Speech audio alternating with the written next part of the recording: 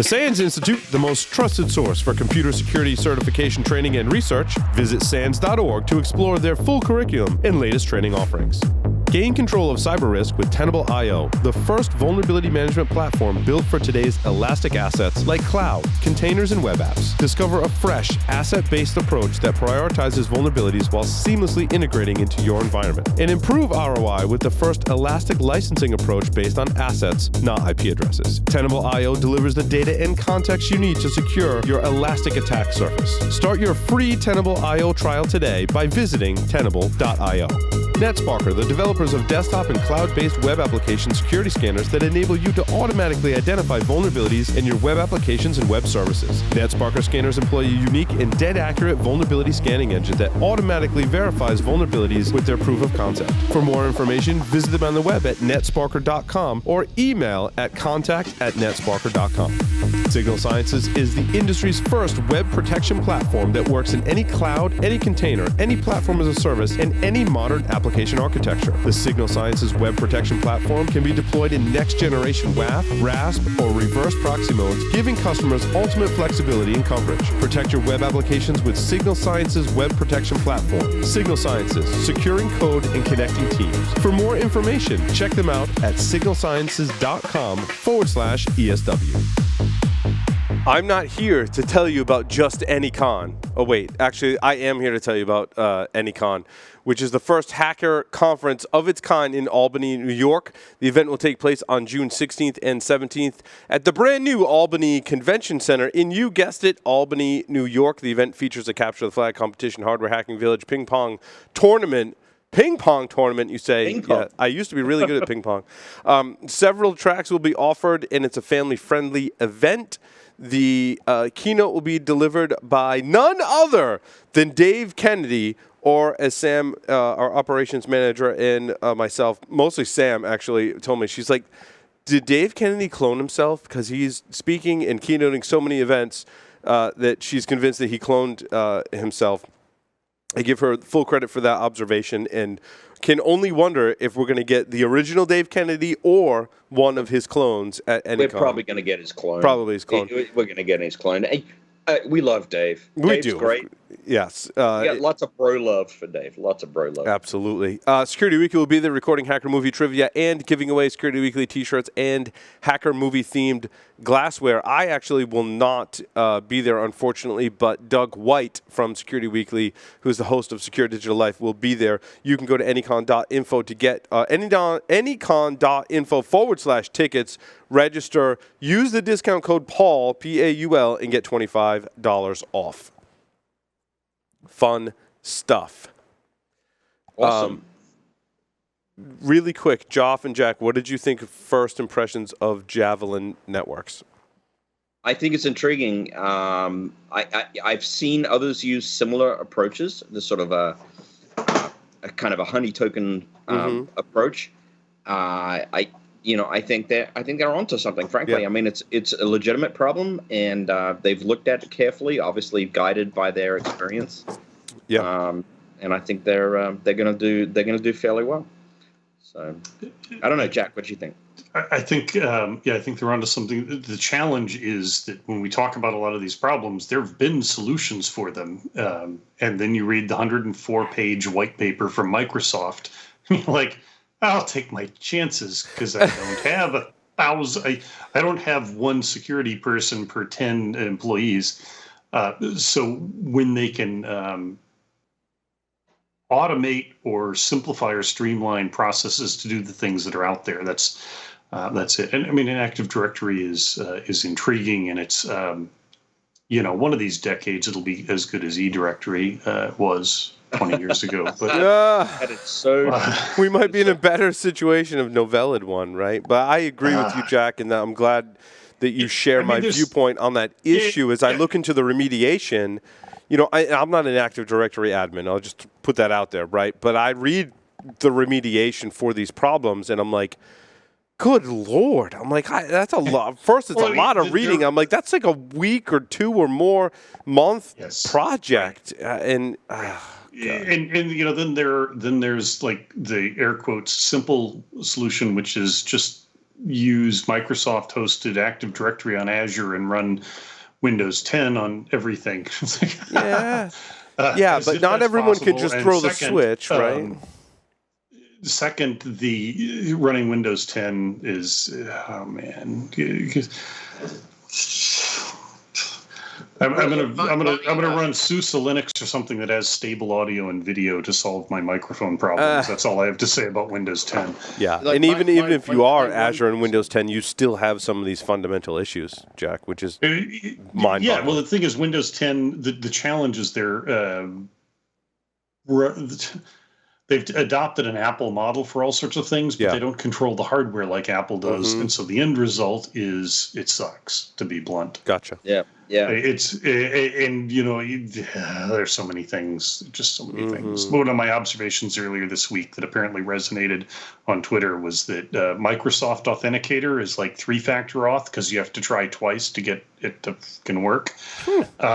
It's.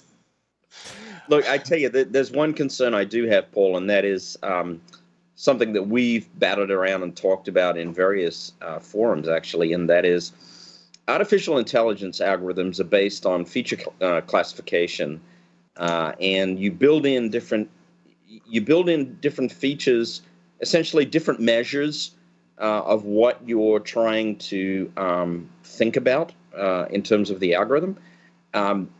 The challenge is this: you can bring up a bad child. You can bias artificial intelligence algorithms to do things that they shouldn't do. If there's going to be a workaround for this kind of technology, and this applies to analytics technologies as well, it is teaching them bad ways, basically. It is biasing the algorithms to do things that they shouldn't be doing. And don't forget, as Roy stated, their artificial intelligence at Javelin Networks is really just to help create the deception environment. It's not a fundamental element of the ongoing operation. Exactly. And there's and like I said, we had to break it up into multiple segments. There's just too much to talk about. They've also got some really cool technology. They call it their dark corners or something like that. That like they can pluck out basically like 20 really bad misconfigurations and constantly monitor for that stuff. So they're doing, and plus they couple in the protection as well, which I thought was really interesting. So. No, I think that they're definitely doing some intriguing work, and I certainly wish them all the success. I'm sure they're going to see that. I guess the other concern would be if there is a possibility of killing the software that's running on that endpoint, which they started to get into, and I know that's the secret source, right? That certainly represents a challenge, right? I mean, if it stops lying to you, then hey. Right. And and like with anything, it's a cat and mouse game, and certainly I'm curious to get Carlos's take on their technology. Because he's talked about some stuff that you can, was it last week or the week before? His tech segment talked about some WMI stuff that he's like, there's no running process. It's just like embedded into the Windows system. He can hide. And my thoughts were it was along the same lines of how they're implementing their technology. So certainly if you were to play the counter to that, you could do some stuff. Look, I got to tell you, though, my inner geek nerd wants to have their stuff in my hands and take it away for a week and pound on it and see what it's all about. I mean, and the pen tester is like, and this just like came to mind, like, what if we could take what they built and instead of using it for good, use it for evil? Like that would be bad. How bad would that be, right? So again, it's it's a cat and mouse game. Along those lines of Windows security, because we're just focusing on that apparently, Mubix had a great post on password magic numbers where he was talking about I guess the gist of the post is the theoretical, not even theoretical, but the practical limits of password crackers to handle longer passwords, and Mubix's recommendation to go to 28 characters, which essentially gets around many of the limits in the password crackers that are available to us as pen testers and attackers alike. So, right, and the idea being you can actually defeat potentially offline cracking, which is a great idea, right? Yeah, I thought it was a good post, and everyone should go read it. Certainly, on the defense or offense side, should definitely go read that post and and consume it. It's math, right? The math is there. On the math, right? So this is like files in the like, why didn't I think of that kind of thing? And this, from a pen tester perspective, I'm sure people have built this and maybe just not shared it publicly. So, but like, if you're going to port scan externally an organization to learn their resources, like, why wouldn't you just create a Python script that looks to public sites that allow you to do port scanning and queries all of them for a given IP address or IP address range and spits you back some results so that your own IP address doesn't get blacklisted and you can essentially scan them? I'm like, why didn't I think of that? It exists. It's called Skinless. There's a link in the wiki show notes for this episode, and you can go download it and run it. Yeah, it's not really scanless. I guess it is. It's a database query tool. Yeah. I mean, some of these could be in a database, like Showdata obviously is a database that you could query to get that information. You could actively query. I think this is more about actively querying it, right? You're triggering a scan from someone else's site and a publicly listed site. I think what it might trigger also is these sites being added to blacklists so that I'm just blocking these sites from port scanning my environment, right? Yeah, it could. It could if it becomes popular, for sure. Yeah, and then again, that's another cat and mouse game, right? What if these sites use cloud technology to spin up a new instance and get a new IP address every time? Is how I would handle that, right? Obviously, that's a cost model that they'd have to work through, but that's certainly possible. I thought it was a really cool little tool to have in your pen test toolkit. Yeah. The Social Security Administration is requiring two-factor authentication. Where they went wrong is they're requiring it not just to be texted to your cell phone, which I think is one level of two-factor, but also email you as well. And I think anytime we see two-factor dip into those different areas, it becomes a lot less effective. And basically you're opening it up to an attacker to say, well, in order to authenticate as someone else, you either have to have their cell phone or control of their email account. Obviously, an email account is much easier to get a hold of than someone's cell phone, or intercept the cell phone messages or intercept the email messages. So obviously it was done for usability because the U.S. population has to be able to access this site. And it's not just the U.S. population; it's the Social Security population, and that's right. A lot of them. I've got neighbors someplace that have neither mobile phones nor an email address, and this is why Social Security has struggled with this for a few years. Because the idea of doing it right and requiring them to use a Duo or Google or whatever app on their phone, it's just, what is that? Right. What if they don't have a phone? The giant number phone they sell at 2 a.m. on high number cable channels is not going to run Duo's auth app. Right. I mean, to cover the population, they'd have to call you on your landline. Because what about grandma that doesn't have a smartphone or a cell phone or email? They'd have to issue a device that was dedicated to the purpose. There would be no other way to do it. Well, that's called your Social Security card. They would have to have some technology to have two-factor authentication in it, right? We're going to have Social Security cards with some sort of cellular receiving technology. Yeah, or some kind of PIN number, right? Your Social Security card is going to also be your RSA token, right? Yeah.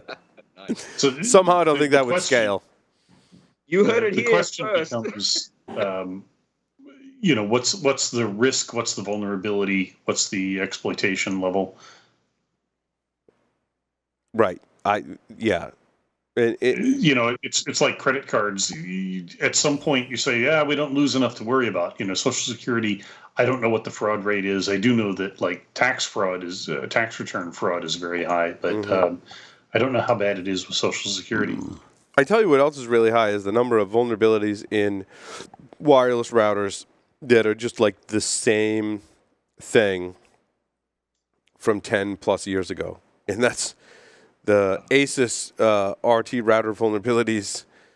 And it's just the same, that you could take CVEs and vulnerability descriptions from 10 plus years ago, and it'd be the same thing. It'd be, authentication bypass, cross-site request forgery, information gathering, and any number of those stitched together, coupled with default passwords. And that's really the heart of this article that landed on Threat Post that talks about these Asus vulnerabilities. It's the same friggin' deal. It's not different. And that's what really, it's the heart of my talk that I'm giving this year on IoT security, is it's not different, right?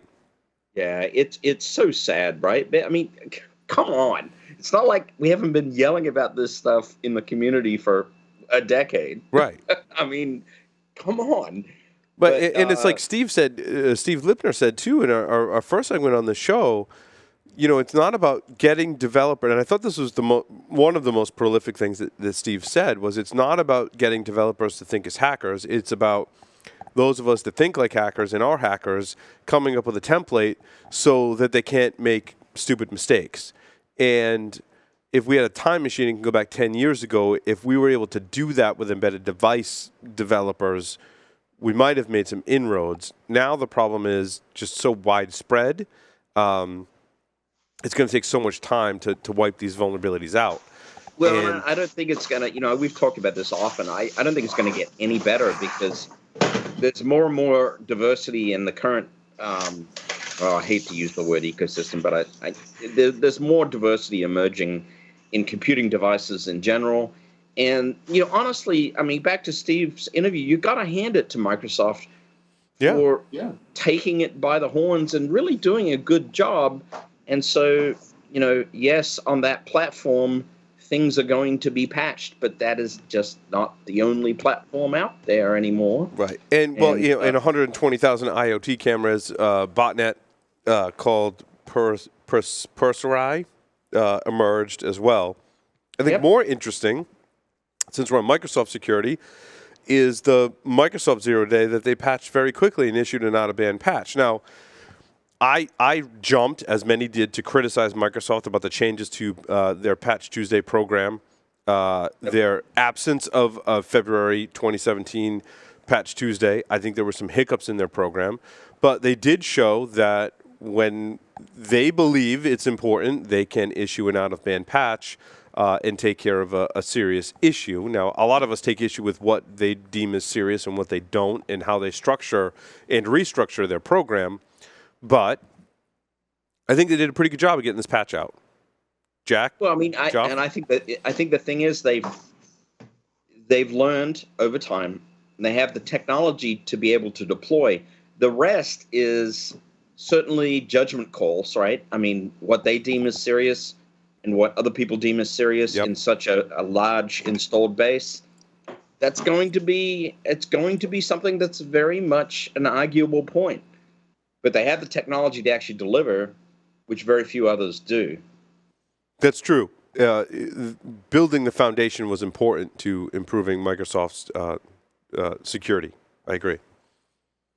Yeah, I mean, they are the world's largest software distributor. I mean, they push more out through Microsoft Update. It's amazing and complex, and, you know, they're variety of things that come up, and we can have the same discussion we had a decade ago about this. But Microsoft makes an effort. I've got frustrations with the fact that if you want to have any management over your own patch cycles, you pretty much have to be in an enterprise running WSUS. Otherwise, you can't, and you might as well run a Mac and then at least have hardware that's reliable instead of audio bullshit. Truth be told, Jack, I mean, it's one of the reasons why I'm, you know, Linux and OS 10, and the majority, all of my personal systems and most of the systems that run the podcast network are, you know, Mac and Linux, largely for that reason. I've used Windows as my primary laptop for years to feel, you know, to be part of domains and other things, but, you know, I haven't run a Windows server in I don't know how long, except for lab stuff. You know, it's all whatever. But you know, it's what works in your environment. Most people don't have a choice. But Microsoft has made some strides. I don't think that you know, it's very complicated. I don't think their patch quality has been in the past couple of years what it should have been, but they seem to be making a little progress on that. I do think that the amount of hype that we have over patching is still stupid. Like the latest round of Tavis Normandy discoveries, which people are questioning Tavis, and it's like, well. They weren't. Yeah, when you see Tavis and Microsoft in the same, or Tavis really in the same sentence as any software provider, you know it's bad news for that software provider. Well, it's there are two ways to look at it, and I don't always agree with some of the timelines that he's used, but I understand he's on our side. Fundamentally, I understand that. And I also think that if I were somewhere and Tavis came up on my horizon as a software vendor, I would be a lot happier that it was Tavis than other people, because he is on our side. I might argue timelines, I might argue tactics, I might question whether Twitter was the right place to do it. But on the other hand, people gave him crap for like reaching out for LastPass. Anybody have a contact here via Twitter? It's like, well. After I think about who I know, I go to Twitter too. However, wherever you've got community, you reach out to find the connections. Yeah, and certainly, I think, to be fair, we need to have, and not just because of this particular aspect of it, but Tavis should be on the show. Really, to do the hour interview to get his take on all of it too, because we've only got half the story, right? So right. And he's, I don't know how easy that'd be, since he's part of Project Zero and Google is. Yeah, he's part of. I mean, it probably doing this. This is our 12th year, right? You know that it's not the individual. It's not the individual. It's the corporate policy for whatever organization they work for, and which part of the organization they work for, that determines how easy or difficult it is to get public airtime with any said individual. So somebody that I would love to have on the show, but because of the agency he works for, it's just that we don't even. I don't even suggest it. Right. Right. Yeah. Sometimes you just know by all the variables that exist that it might be too much trouble, and you might not. You might put in a lot of work and not get anywhere. But Tavis is certainly worth pursuing. Brilliant. And, he's on our side, even when you don't agree with the details of what he's done. But he's found stuff. If only Adobe and what's the other example? And Google had those kind of policies. And it's interesting that Tavis works for Google. Adobe Flash, of course, always has critical vulnerabilities. We talk about pushing software out. And Flash has just been a complete nightmare, of course, with security. Google's Android has been a nightmare. I think I can say that without people Android challenging me on that. An ecosystem nightmare. They've really, again, moved the OS together, but the model compared to iOS is you're dependent on the carriers, you're dependent on the hardware manufacturers and the carriers, and that's not a good place to be. I mean, although this Android permissions flaw that was recently is kind of an issue. I think some of the other headlines that Android has made this week in terms of the ultrasonic frequencies being snooped upon by apps, which I totally spaced on Hack Naked News, and I apologize. You can control natively in Android which apps on your Android device have access to your microphone, which is being exploited by researchers reported about 200 apps to listen in on your environment and figure out where you are, what you're doing, what you're listening to target ads towards you. There's also another issue in existing Android OSs that won't be addressed till Android O. Is released, and I'm not sure how close they are. I think there's a beta for Android O. I don't know if do we have an official release date for Android O? I haven't seen. Well, the Googles might tell us. I don't know. I will say this: I have moved completely to iOS for mobile devices, and I miss all sorts of features and customization and all sorts of power. And on the other hand, I don't have to reboot my phone weekly. In that aspect, Jack, in terms of stability, I'm on the Pixel platform. I get all the updates from Google directly.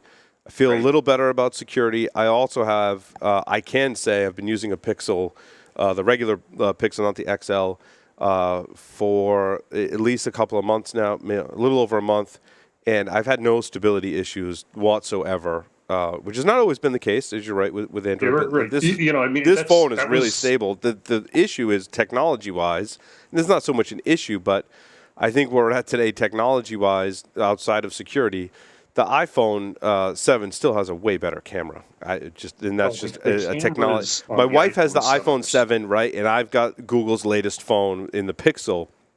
And we'll take pictures, like the same picture in the same environment, lighting, everything, and I'm like, your picture looks way better. I'm like, your phone is just a better camera, hands down. I've got a 7 Plus, and the depth effect or portrait mode is like, it's amazing. It is. It's stunning.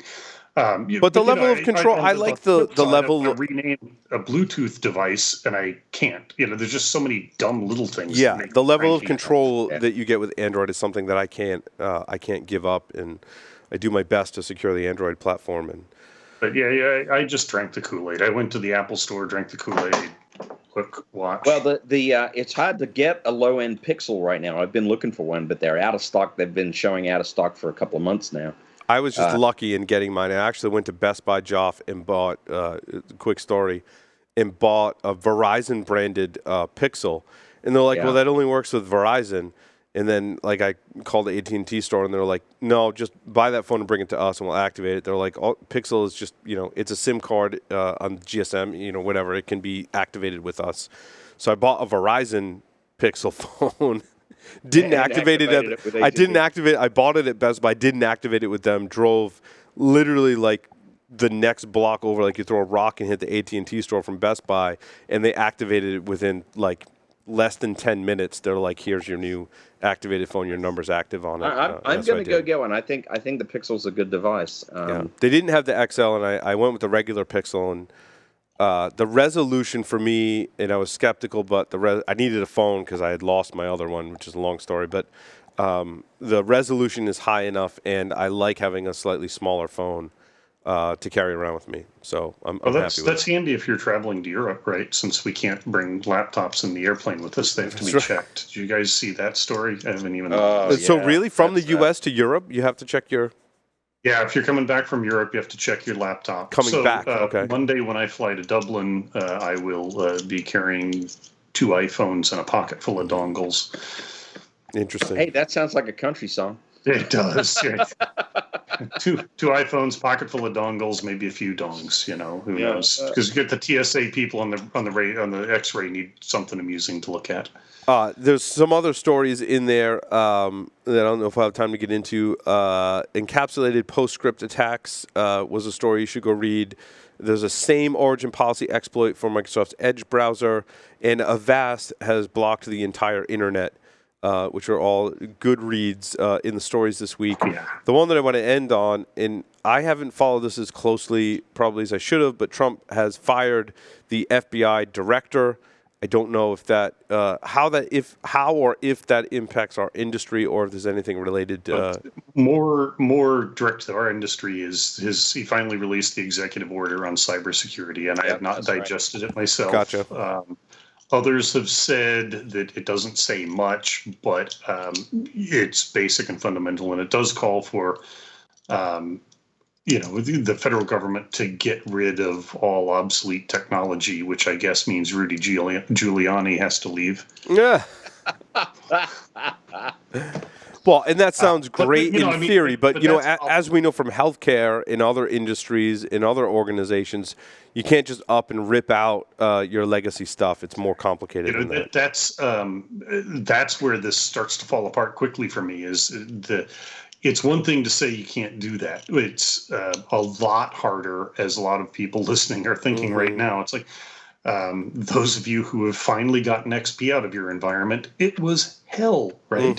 Yep. The idea that you're going to get Internet Explorer 6 out of your environment is laughable, depending on where you are. Yeah, and Josh Corman. I haven't seen it myself in a few years, but Yeah. I know that NT4 still exists in a lot of places, and we pretend it doesn't, and we virtualized it, and we play whack-a-mole, and every time it falls over, we pop it back up. And right, Josh Corman was telling me about this. There's like a medical device.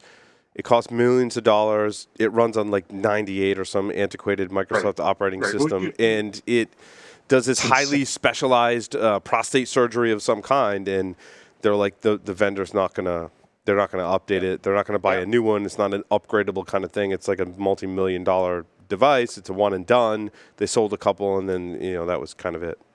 Yeah, that's actually common in the university research space and the medical field. Yes. I mean, very large scanning electron microscopes have like inbuilt Win98 and WinNT kernels. You are not going to upgrade those. It's not going to happen. No. If they're isolated, and monitored, I mean, Steve. Yeah, like Steve was saying. Yep. If they're segregated, isolated, monitored, that's not bad. And if they're segregated, isolated, and monitored and running an NT4 kernel on Service Pack 6A, and you've done your work, they'll run forever. Yeah. If they're on Windows 98, I hope there's a reboot cycle. Yeah, the bar seems to be like XP. I do see vendors having, with innovative solutions, that are will go back, or are at least researching going back and supporting XP, sometimes unofficially. When you get before, like pre-XP, no one's really doing that. If you do know of a vendor solution to add innovative and advanced security to those operating systems, largely it doesn't exist, and you're left to either just leave the problem or do your best to segregate it, segment it, isolate it, monitor it, like Jack and both Steve Libner were talking about. So, I mean, that's the real world, right? We don't get to fix everything. They don't let us fix everything. It's been years now, but back when I used to work for a living and actually run things, there were some systems that were so horrible in the dealership environments I supported that I threw inexpensive little, home firewall router things in front of them as firewalls. Yeah. Just to say, all right, there's no need for all of these protocols to be open. There's no need for all these ports to be open. I can't do anything about it, but this will let me, choke it down to this, and then I'll monitor that. And I'm not saying you should have $29 routers in front of multi-million-dollar devices, but maybe some solid network hardware that costs you a couple $100 that allows you to do the same thing with the ACLs. You'd be amazed. A whole lot easier than trying to. Jack. What's that? Amazed. I have seen $29 devices in front multi-million. Let's be honest, right? The most critical systems in a lot of environments are open source kludges thrown on a recycled workstation that we're only going to do for a little while, and 12 years later, they're still running. So true.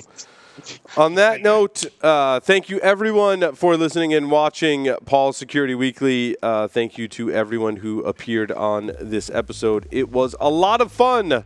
Thank you to all, and we'll see everyone next week.